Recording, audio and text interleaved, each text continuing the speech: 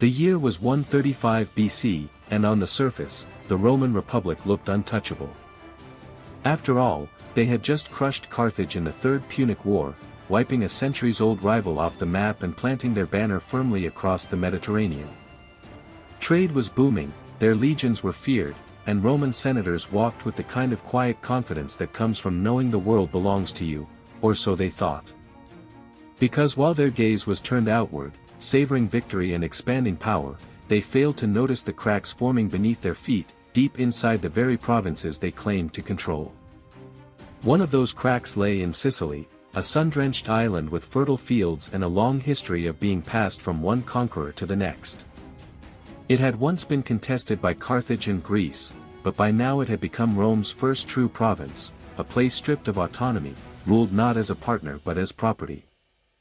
And on this island, beneath the olive groves and behind the villa walls, a quiet agony had been growing.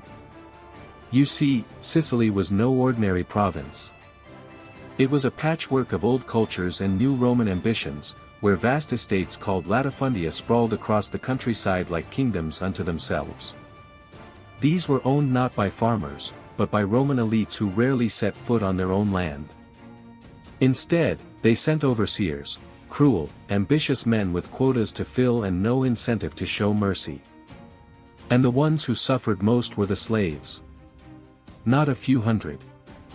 Tens of thousands. Men and women dragged from distant shores, Syria, Thrace, Africa, broken from war or sold into bondage, now forced to toil from sunrise to nightfall with little food, ragged clothes, and no hope of freedom. These were not criminals or prisoners in chains. They were shepherds, artisans, warriors, mothers, fathers.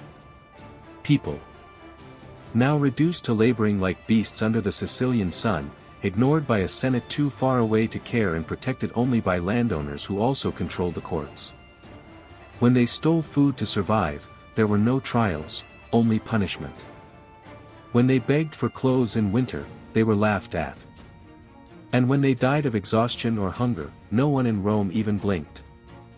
For years, this suffering simmered just beneath the surface. Slave raids, escapes, whispers of revolt, they came and went like summer storms. But in 135 BC, the storm didn't pass. It erupted. And at its center was someone no one expected. His name was Yunus, a Syrian slave living in the city of Enna. He wasn't a warrior. He wasn't a leader. Not at first. He was an entertainer, a sideshow. He did magic tricks, breathed fire, and told wild stories of how the gods had chosen him for something greater. His master, a wealthy Roman named Antigenes, used to trot him out at dinner parties for amusement, asking him to perform and then mock his visions of kingship. Guests would laugh, sip their wine, and forget about him the moment he left the room. But the slaves didn't forget. To them, Yunus was something more than a clown. He was the only one who dared to imagine a different future, even if it came wrapped in fantasy. And when the abuse in Enna reached a fever pitch, and the slaves finally reached their limit, it was Yunus they turned to, not because he had a sword, but because he had belief. That belief sparked the beginning of something Rome had never truly faced before. One night, 400 slaves rose up in Enna, killing their masters and their families. It wasn't strategic. It wasn't neat. It was raw, furious, and driven by years of silence. They didn't just take revenge, they took control. And when they did, Yunus stood before them not as an illusionist, but as their leader. He declared himself king and took the name Antiochus, after the old Seleucid rulers of his homeland. With every hour, more slaves joined him. Some came with weapons. Others brought nothing but rage and the will to fight. But they came. And their numbers grew. Rome, still basking in its recent victories, barely noticed at first. It assumed this was another minor disturbance, something a few militia could handle. It was wrong. Because this wasn't a band of rebels hiding in hills. This was the beginning of an army. Forged not in barracks but in fields. Fed not by coin but by fury. And it wasn't just fighting for land or power, it was fighting for dignity. For a voice. For the right to exist as more than a tool. What started in the backstreets of Enna was about to sweep across the entire island.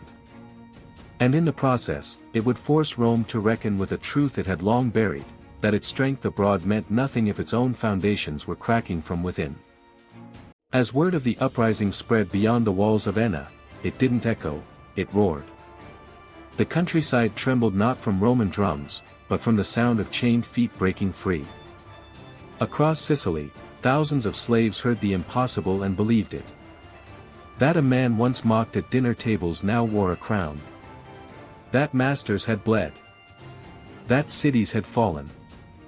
And they came, hungry not just for food or freedom, but for revenge and recognition. Eunice, now calling himself King Antiochus, was no longer simply a symbol. He had become the center of something ancient, something primal, a rebellion not of strategy, but of spirit. And yet, he wasn't alone. Because in the hills, another flame had already been burning. His name was Cleon. Unlike Eunice, he wasn't a showman. He was a fighter.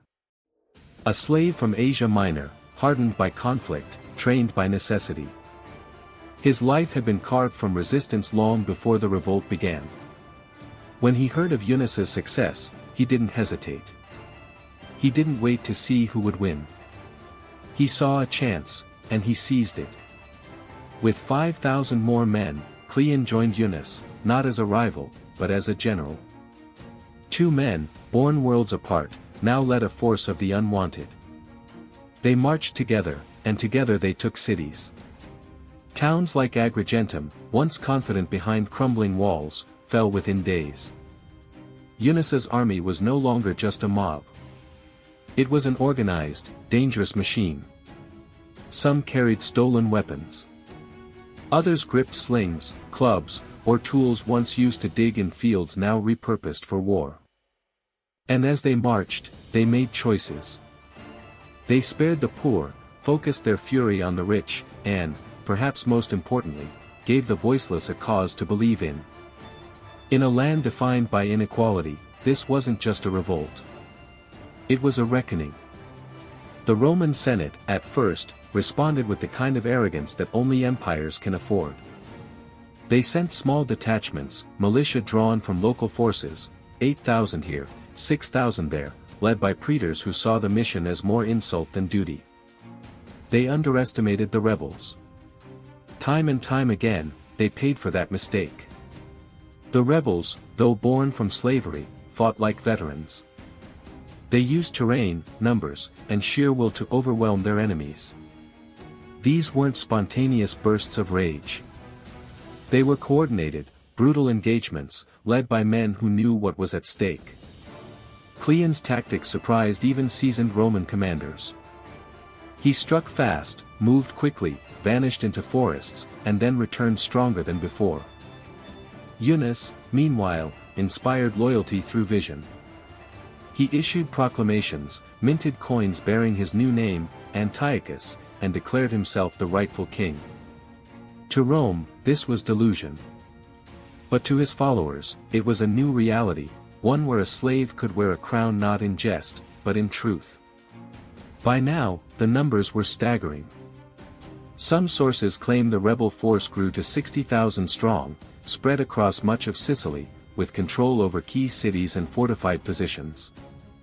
Rome could no longer ignore the fire they had tried to snuff out with wet cloth. This wasn't just a slave revolt, it was a war. And war demanded more than token gestures. It demanded legions. But with the Republic stretched thin across other conflicts, sending a full army wasn't just logistically difficult, it was politically embarrassing. The Senate had to admit it had lost control. And still, while the powerful debated, the rebels moved. They didn't wait for approval or caution. They simply kept going. Among the rebel ranks were not just slaves, but disillusioned free people, the rural poor, and those who had long suffered under Roman greed. The rebellion began to look less like chaos and more like revolution. The boundaries between oppressor and oppressed blurred. In some places, Roman citizens quietly assisted the rebels. In others, they stayed silent, not out of fear, but out of hope. And the longer the revolt endured, the more the idea of victory took root. That perhaps Rome could be shaken. That perhaps, just perhaps, an empire built on dominance could be humbled by the hands it tried to break. But history, as always, watches such moments closely. It waits to see if the spark becomes a blaze or burns out in the wind. For now, the rebels had momentum, unity, and an unshakable sense of purpose. They had challenged the greatest power in the known world, and won, again and again. But they also had something Rome would never allow to last: time. And time, in the end, would become their most fragile ally. By the time the Roman Senate began to take the rebellion seriously, it had already slipped beyond the limits of what they could easily contain.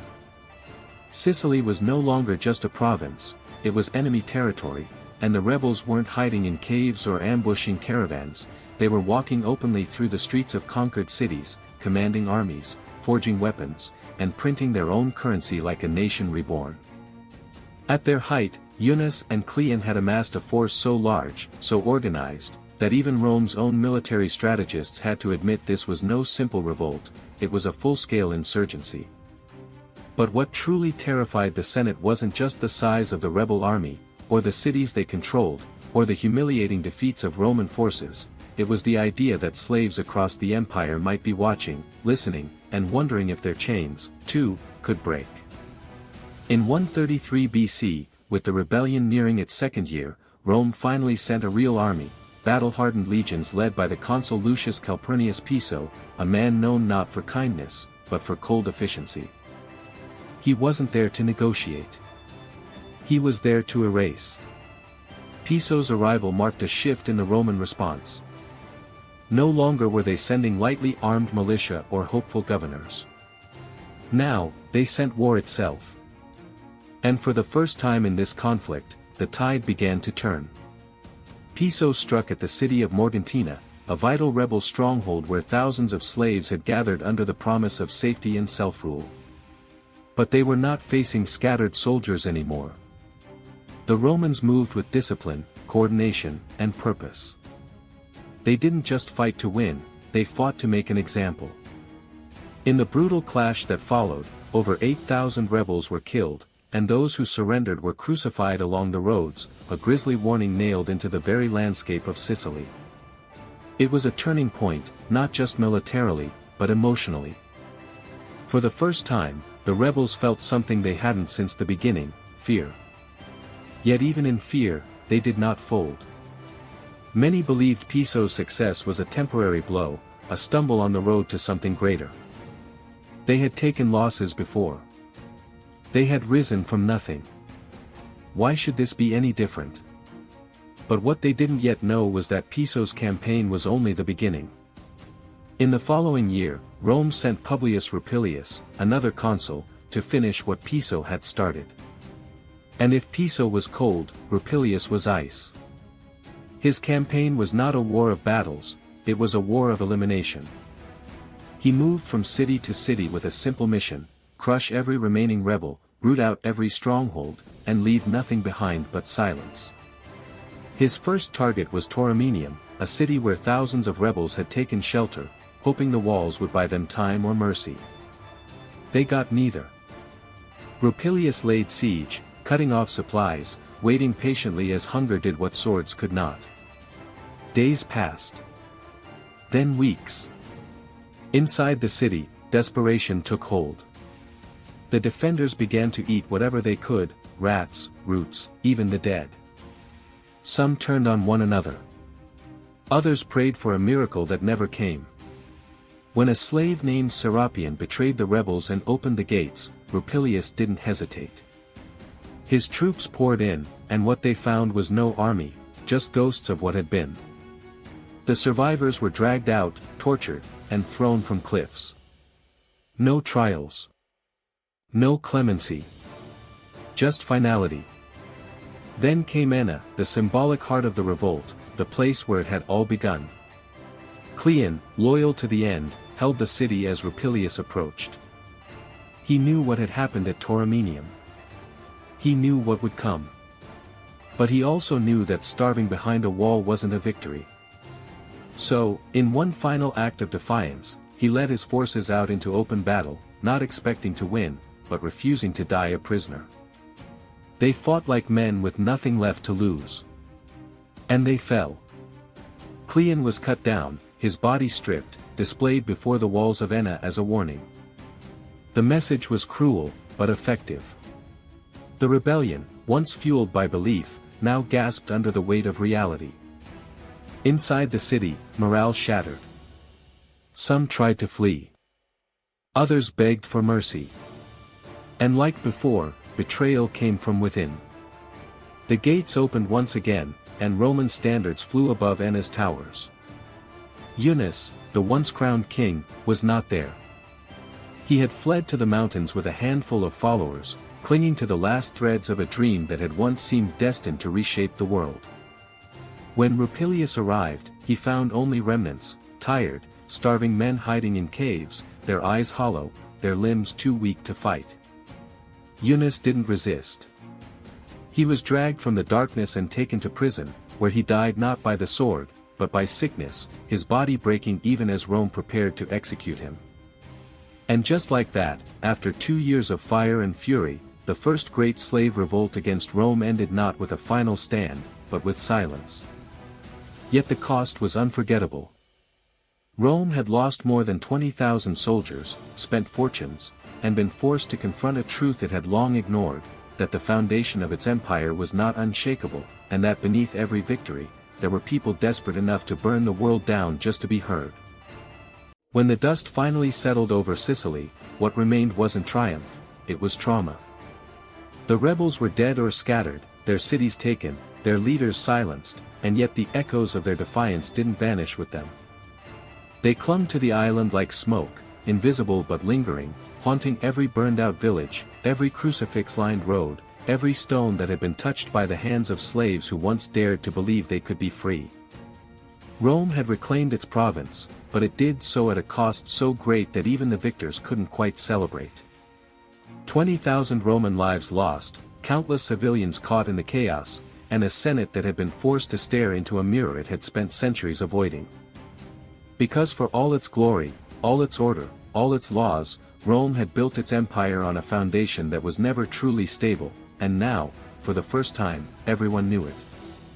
The aftermath of the First Servile War was not marked by peace but by unease. The surviving rebels who hadn't been executed were hunted down across the countryside. Some were tortured, others sold again into slavery, and a few simply disappeared, choosing to die alone in the hills rather than return to chains. Rupilius remained in Sicily for another year, overseeing what he called a cleansing, mopping up resistance, rebuilding Roman authority, and ensuring that no embers of rebellion remained. But the truth is, the fire never fully died. It simply went underground. In whispered stories, in quiet glances passed between chained workers in the fields, in the knowledge that even the lowest among them had once made the Republic tremble. That knowledge was power. Dangerous power. Back in Rome, the ruling class tried to return to normal. They rebuilt roads, reappointed governors, and resumed the flow of grain from Sicily. But the Senate could no longer pretend that slaves were silent. The fear lingered like a shadow in the corridors of power. New laws were proposed to regulate slave treatment, not out of compassion, but out of calculation. Better-fed slaves were less likely to revolt. A cloak of control disguised as reform. Yet not everyone in Rome believed the rebellion had been a one-time event.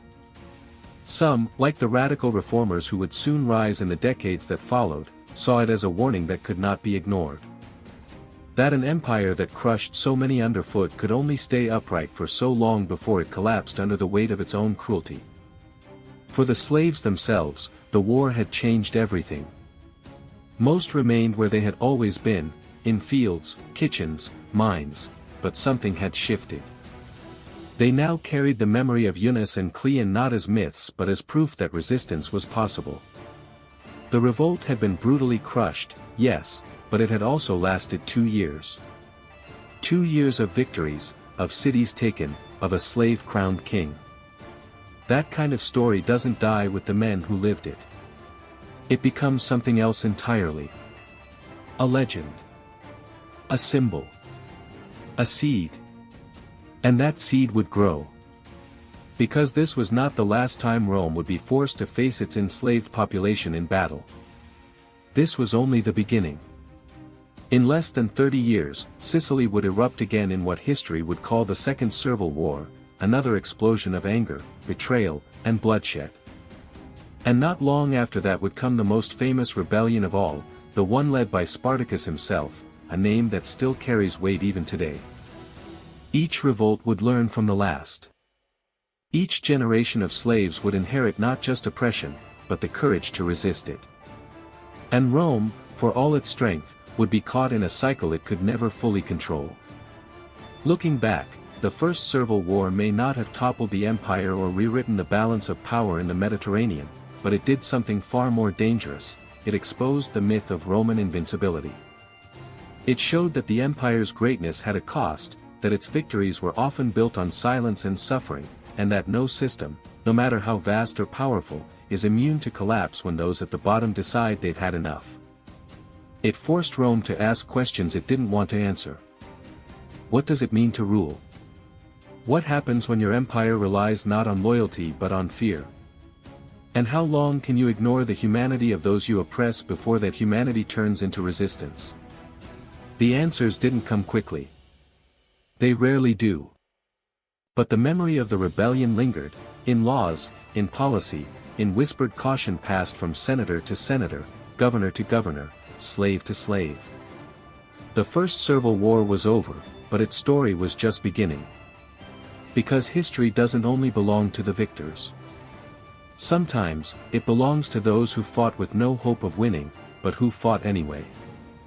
History often remembers the victors, the kings, the generals, the republics that rose and ruled, but every now and then, it pauses to remember those who lost and still mattered. The First Servile War was, by Roman accounts, a failure of rebellion, a movement that flared up in defiance and was brutally extinguished. But when you look closer, when you peel away the cold statistics and the official reports, you start to see something more profound. This wasn't just about a group of slaves who rose and fell, it was about the first crack in an empire's illusion of control, the first time the invisible dared to be seen. For years, Rome had relied on silence, on the assumption that those who labored in fields and mines and kitchens would never have the means or the courage to fight back. But in Sicily, they did. They didn't wait for permission or perfect timing or a promise of success. They simply said enough. And that act alone changed everything. Yunus, with his strange mix of spectacle and sincerity, may not have been the leader Rome feared, but he became the one they would never forget. A man once paraded like a circus act, laughed at for his wild visions of kingship, who ended up leading a rebellion that shook the foundations of the Republic. And Cleon, the warrior from Asia Minor, who fought with the precision of a general and the desperation of someone who knew that freedom, even if temporary, was still worth dying for. Together, they didn't just build an army, they built a memory, one that would pass quietly from campfire to campfire, whispered among slaves across provinces, across decades, like a secret that could never truly be buried. Because in the end, even though their bodies were broken, their spirit proved unkillable. The Romans learned their lesson, at least partly. After the rebellion, they increased surveillance, tightened laws, made examples out of anyone who dared to whisper resistance. But repression is never a cure.